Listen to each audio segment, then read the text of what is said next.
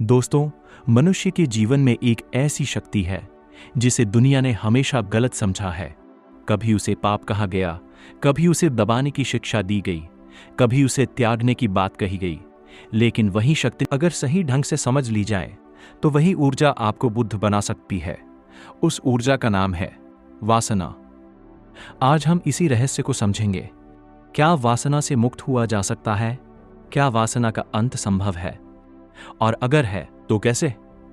ओशो कहते हैं, जिसे तुम मिटाना चाहते हो उसे पहले समझना होगा।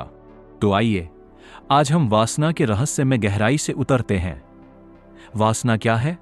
सबसे पहले हमें यह समझना होगा कि वासना वास्तव में क्या है। अधिकतर लोग सोचते हैं वासना मतलब केवल कामेच्छा, लेकिन ओशो कहते हैं वासना सिर्फ शरीर से जुड़ी चीज नहीं है। वासना का अर्थ है अधूरी इच्छा। जो इच्छा पूरी नहीं हुई, जो भीतर दबी रह गई, जो मन में घूमती रहती है, वहीं वासना बन जाती है। धन की वासना, शक्ति की वासना, प्रशंसा की वासना, काम की वासना, ये सब एक ही ऊर्जा के अलग अलग रूप हैं। इसलिए वासना को केवल शरीर से जोड़कर देखना सबसे बड़ी भूल है। वासना को दबाने से क्या होता है? सदियों से धर्मों ने गलती की है। उन्होंने कहा वासना पाप है, इसे दबाओ, इसे खत्म करो। लेकिन ओशो कहते हैं दबाई हुई वासना और भी शक्तिशाली होकर लौटती है।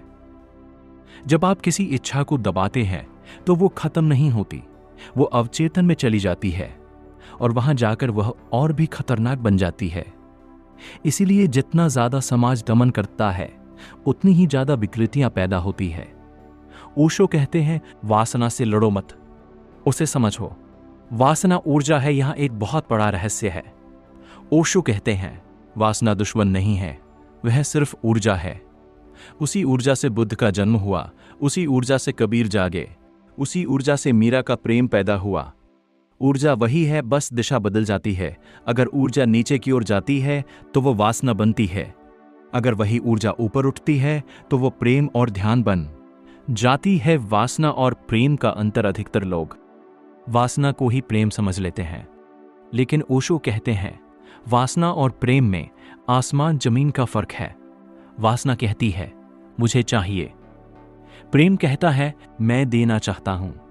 वासना में आप दूसरे को उपयोग करते हैं, प्रेम में आप दूसरे को सम्मान देते हैं।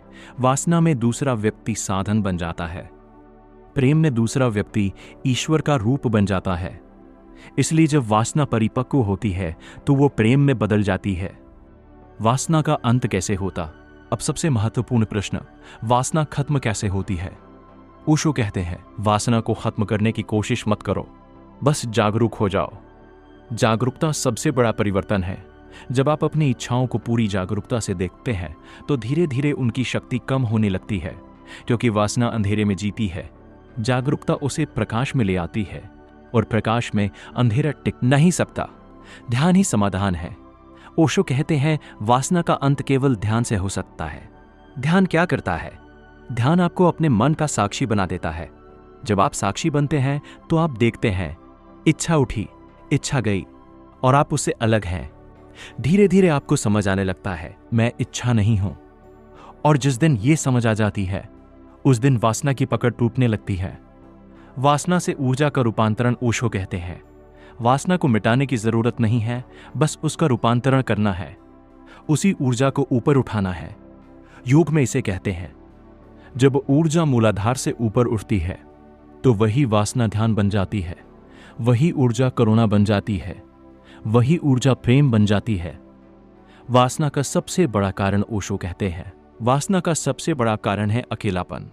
मनुष्य भीतर से खाली है, उसे लगता है कोई उसे पूरा कर देगा, इसलिए वो दूसरे में सुख खोजता है। लेकिन सच्चाई ये है कोई भी व्यक्ति आपको पूरा नहीं कर सकता। जब तक आप स्वयं को नहीं पाते तब तक वासना बनी रहती है। जब व्यक्ति ध्यान में उतरता है, जब कोई व्यक्ति सच्चे ध्यान में उतरता है तो एक अद्भुत घटना होती है। उसे पहली बार अनुभव होता है मैं पूर्ण हूं, मुझे किसी की जरूरत नहीं। और जैसे ही ये अनुभव आता है वासना स्वतः गिरने लगती है, क्योंकि वासना अपूर्णता से पैदा होती है। पूर्णता में वासना का कोई स्थान नहीं। बुद्ध का उदाहरण, गौतम बुद्ध के जीवन में एक घटना आती है।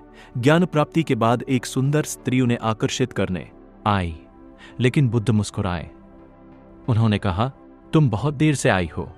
स्त्री ने पूछा, क्या मतलब? बुद्ध बोले, जिस व्यक्ति को तुम आकर्षित करना चाहती हो वह अब यहां नहीं है।